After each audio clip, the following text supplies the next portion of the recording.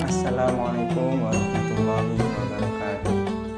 Innal hamdalillah nahmaduhu wa nasta'inuhu wa nastaghfiruhu wa nu'minu bihi wa natawakkalu alaihi wa na'udzu billahi min syururi anfusina wa min sayyiati a'malina may yahdihillahu fala mudhillalah wa may yudlilhu fala hadiyalah.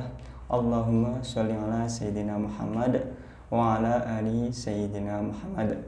Alhamdulillah pemirsa Ibnu Salman Center dimanapun Anda berada, semoga selalu di dalam rahmat Allah SWT, selalu dalam penjagaan Allah SWT. Alhamdulillah pada kesempatan saat ini saya bersama Ustadz kita tercinta. Assalamualaikum Ustadz. Waalaikumsalam Mas Habib. Sehat Mas Habib? Alhamdulillah Ustadz. Oh iya, selamat ya, baru selesai skripsi ya. Alhamdulillah pangestunipun Ustadz. Ya sudah tinggal wisuda. Ya, insyaallah. Revisi sudah selesai. Insyaallah. Sudah Ramadan. Ya. Nah ini jadi habis skripsi terus Ramadan. Ya, insyaallah. Terus nanti melamar pekerjaan maksudnya. Ya, Ya. insyaallah Ustadz. Begini Ustadz, ini ada pertanyaan dari pemirsa Ibnu Salman Center. Dari Pak siapa Mas? Dari Bapak Rudi dari Ngawi, Ustadz. Oh iya. Saya bacakan ya Ustadz. Ya. Assalamualaikum warahmatullahi wabarakatuh Ustadz. Waalaikumsalam warahmatullahi wabarakatuh. Izin bertanya, batas makan sahur saat imsak apa waktu subuh? Nah, ini kayaknya ada pengalaman dari Bapak Rudi ini Ustadz. Saya bacakan. Oh ya Ustadz, saya juga ada pengalaman bahwa saya pernah mengumpulin istri setelah sholat taraweh pulang dari masjid. Lalu kami berdua ketiduran, tiba-tiba waktu kami bangun sudah masuk waktu imsak. Tapi saya langsung mandi dan niat puasa. Akan tetapi selesai mandi sudah masuk waktu sholat subuh. Apakah sikap saya salah Ustadz? Jazakumullah khairan. Mungkin itu Ustadz. Oh iya. Jadi Pak Rudi punya dua pertanyaan, tapi intinya sama di waktu imsak. Imsaknya Ustadz. Baik. Assalamualaikum warahmatullahi wabarakatuh. Terima kasih Pak Rudi yang ada di Ngawi. Mudah-mudahan selalu diberikan kesehatan dan berpuasa dalam keadaan sehat walafiat. Ya. Pertama, batas waktu puasa. Jadi puasa itu mulainya dari kita masuk waktu imsak. Biasanya di masing-masing daerah itu punya cara untuk menandai imsak. Kalau di kampung saya itu ada sirine. Sirine kayak sirine ambulan. Nah itu nanti kemudian setelah selesai sirine gitu, lalu kemudian ada suara imsak. Nah itu berarti kita sudah harus menahan segala sesuatu yang dapat membatalkan puasa, termasuk makan, termasuk minum, dan hal-hal yang membatalkan puasa yang lain. Nah, mulainya dari imsak. Kenapa begitu? Karena al-imsak, dari kata imsak itu dari bahasa Arab yang berarti adalah menahan. Artinya ditahan segala sesuatu yang dapat membatalkan puasa. Jadi kita mulai puasanya sejak imsak itu. Nah, pertanyaan yang kedua adalah ketika Pak Edi tidak bisa, Pak Edi habis kumpul sama istri. Mas Habib jangan ini ya, Mas Habib kan belum balik ya. Mas Habib belum balik ini. Jadi setelah sholat taraweh, habis bukanya tadi dengan sate kambing ya, terus sholat taraweh, kumpul banyak orang, sumuk kan, sampai di rumah, kemudian bahasanya anak sekarang wik-wik ya, atau kumpul sama istri ya, kumpul sama istri, lalu kemudian habis kumpul kecapean, lalu keduanya ketiduran, kan gitu ceritanya tadi ya, ketiduran, lalu kemudian bangun-bangun, posisinya sudah masuk waktu imsak. Ketika beliau segera mandi ya, tetapi sudah adzan subuh. Lalu kemudian beliau tetap niat puasa, lalu dilanjutkan puasanya ya. Nah, pemirsa Isakhar rahimakumullah, pada kesempatan kali ini ada hadis Aisyah dan Ummi Salamah radhiyallahu anhuma, anna Rasulullah sallallahu alaihi wasallam kana yudrikuhul fajr wa huwa junubun, kana yudrikuhul fajru wa huwa junubun min ahlihi thumma yaghtasilu wa yasum. Rasulullah, diriwayatkan oleh Aisyah dan Ummu Salamah, Rasulullah pernah melakukan hubungan suami istri pada saat berpuasa, bukan saat berpuasa, malam puasa, di malam Ramadan. Lalu kemudian ketika bangun beliau sudah posisinya sudah fajar.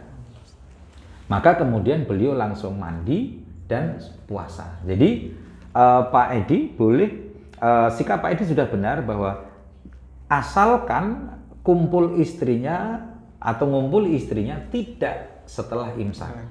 Jadi sebelum imsak, apakah itu habis taraweh, ya, apakah itu ketika habis sholat tahajud, apakah melihat istrinya pada saat memanaskan sayur ketika mau digunakan untuk sahur, lalu kemudian terjadilah pergulatan itu dan kemudian selesai sebelum imsak. Nah, ketika selesai sebelum imsak, lalu kemudian ketiduran, bangun-bangun sudah sholat subuh atau setelah imsak, sebelum subuh atau sholat subuh sebelum imsak, maka langsung saja mandi dan kemudian niat sholat diperbarui niatnya, lalu sholat puasa diperbarui puasanya, diperbarui niat puasanya, kemudian lanjutkan puasa.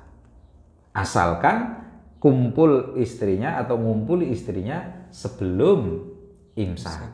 Dan ketika sebelum imsak tapi ternyata sebelum turun, ya sebelum selesai, sebelum klimaks kok sudah imsak, ya, maka saat itu juga harus selesai. Selesai tidak selesai, harus selesai. Jadi misalnya nih Mas Habib ya, nanti punya istri, istrinya habis sahur itu kok menggoda banget gitu ya, terus kemudian dikumpulilah istrinya. Sebelum itu, mohon maaf ya, selesai, ya, sebelum keluar ejakulasi, ternyata kok sudah imsak. Maka sebelum ejakulasi, meskipun sebelum ejakulasi, ya, sebelum selesai, tetap harus diselesaikan, tetap harus disudahi maksudnya, ya, tetap harus disudahi, bukan diselesaikan diteruskan loh ya, tetap harus disudahi karena sudah imsak. Diteruskan nanti kalau sudah buka puasa. Nah itu, jadi tetap harus sudah disudahi, kemudian segera mandi dan niat untuk melakukan ibadah puasa. Ya, tidak masalah. Ya, selama itu dilakukan, batasnya adalah imsak. Tetapi kalau sudah imsak, sudah dengar imsak karena belum selesai nanggung nih. Kayak orang yang makan, ya, sahur telat, kemudian sedang makan, dengar imsak, nanggung satu piring dihabisin, tidak boleh. Itu sama dengan orang yang ngumpuli istrinya sebelum imsak, tiba-tiba dengar imsak, belum klimaks, harus sudah selesai. Harus sudah berhenti, dan setelah itu segeralah ke kamar mandi untuk mandi, kemudian perbarui niat puasa. Demikian Mas Habib, ya. Tapi kalau berkaitan dengan tema yang tadi, mungkin ada pertanyaan dari pemirsa tentang bagaimana hukum mencium istri saat puasa. Itu kan bagaimana Ustaz hukumnya itu? Iya, mencium istri saat berpuasa. Ya. Dihindari, meskipun itu halal, dihindari karena puasa itu junnah, perisai dari apa? Minat to'a wasyahwat. Maka nanti puasa itu akan berbicara kepada Allah, karena puasa dan Al-Quran itu menjadi syafaat. Jadi syafaat bagi orang yang menjalankan. Kenapa puasa itu menjadi syafaat? Ketika nanti suatu saat pada hari kiamat, puasa akan datang kepada Allah dan berkata, ya Rabb, mana tahu anit to'am, ya, wasyahwat.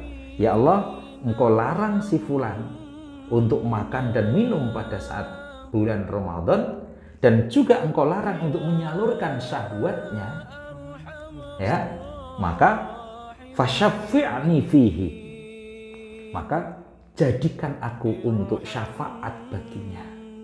Dia harus benar-benar iya, meskipun istri, ya.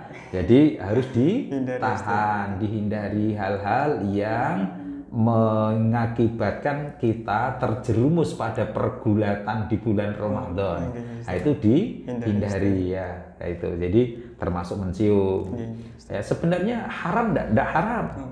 Membatalkan puasa enggak? tidak membatalkan kalau cuma sekedar mencium kasih sayang ya. Tetapi kalau kemudian menimbulkan syahwat, lalu kemudian mengeluarkan sperma atau air mani, ejakulasi karena ciuman, itu kan bisa saja. Nah, itu di dalam puasa tolong dihindari. Ya, karena itu uzlah di dalam bulan Ramadan, termasuk hal-hal yang mendekatkan kita kepada hal tadi. Ini kalau masalah syahwat ini memang rada sensitif kalau Ramadan ya, apalagi istri kan halal untuk dicium boleh ya, dipeluk boleh, tetapi di bulan Ramadan tolong dihindari agar tidak terjadi hal-hal yang seperti tadi itu. Iya, Mas Adi. Tadi kan Pak Rudi bertanya lagi tentang niat puasa tadi Ustaz. Tadi kan setelah mandi baru niat. Nah itu mungkin masalah niat pada puasa Ramadan itu sebenarnya boleh nggak niat setelah imsak atau harus setelah tarawih itu harus niat itu? Ya kalau lupa dan malamnya sudah niat, tetapi kemudian karena tadi itu bangun setelah niat di musola di masjid bareng-bareng nawaitu shoma ghatin itu, lalu kemudian pulang dia kumpul sama istrinya, ketiduran, sebenarnya diniatin lagi tidak apa-apa, afdolnya diniatin lagi meskipun setelah imsak ya. Kalau toh nggak diniatin semalam sudah niat, hanya diperbolehkan untuk ngumpuli istri, sudah niat, tidak apa-apa juga gitu, tapi perbarui niat, jaga-jaga seandainya memang kita harus memperbarui diri, memperbarui niat untuk puasa kita besok pagi agar tidak tadi itu bolak-balik mencium istri gitu ya, gitu. Ini itu saja Bapak Rudi dari Ngawi. Oh ya Pak Rudi. Bagi pemirsa juga kalau mungkin mengalami hal-hal yang sama seperti yang ditanyakan Pak Rudi, mungkin bisa tadi sudah dijelaskan banyak sekali Ustaz. Saya kurang begitu paham karena belum balik ya. Oke. Tapi untuk masalah niat ya tadi untuk jaga-jaga kita harus yang mana niat itu harus diperbarui terus, seperti tadi setelah isya kan sudah bersama-sama di masjid. Betul, ya. Tetapi saat sahur kita harus niat ulang karena tidak harus, kalau memungkinkan diperbarui ya. Jika tidak niat lagi karena semalam sudah niat pun juga tidak ada masalah. Tapi kalau mungkin akan ada ulama yang mengatakan bahwasanya niat 1 bulan penuh itu nggak apa ya Ustaz ya? Oke. Niat 1 bulan penuh, sebenarnya niat puasa Ramadan ada beberapa ulama yang mengatakan harus setiap malam disampaikan. Lalu kemudian ulama yang kontemporer ini 1 bulan penuh niati, karena 1 bulan penuh itu ibarat satu rangkaian ibadah.